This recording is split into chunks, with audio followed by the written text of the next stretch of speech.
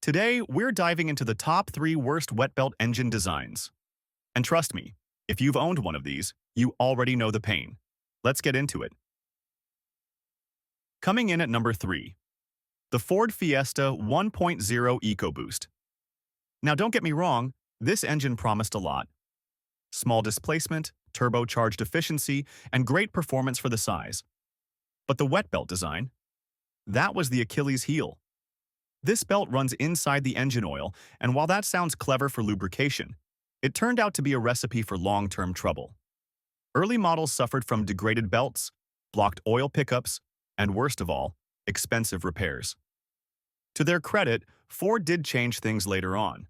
Newer Fiestas now use a timing chain, but they've kept the oil pump belt. But for the earlier models, the damage was already done. At number 2, the PSA 1.0 and 1.2 engines. Found in cars like the Peugeot 208 and even some Vauxhall models, these were hailed as modern, efficient engines. But under the surface, literally, was a serious issue. Traces of fuel were found in the engine oil, leading to premature belt wear and sludging. That not only affects belt life but also compromises the entire lubrication system. The result? Sudden failures, high repair costs, and a pretty urgent need for a redesign. PSA eventually addressed this with updated belt materials and improved crankcase ventilation. But by then, thousands of engines were already at risk. And topping the list at number 1, the Ford Transit 2.0 EcoBlue engine.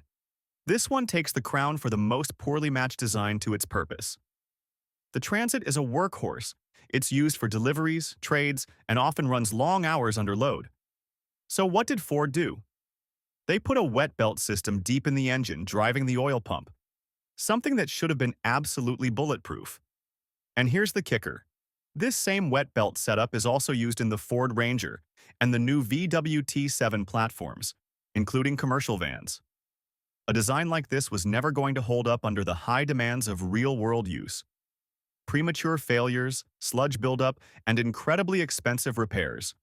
All because a belt that should have lasted 150,000 miles is giving up much, much sooner. So there you have it. 3 engines that prove wet belts might look good on paper, but when it comes to real-life reliability, they fall short. Way short. Got one of these engines? Let us know your experience in the comments. And if you found this useful, give it a like and subscribe. We've got more honest takes on the way.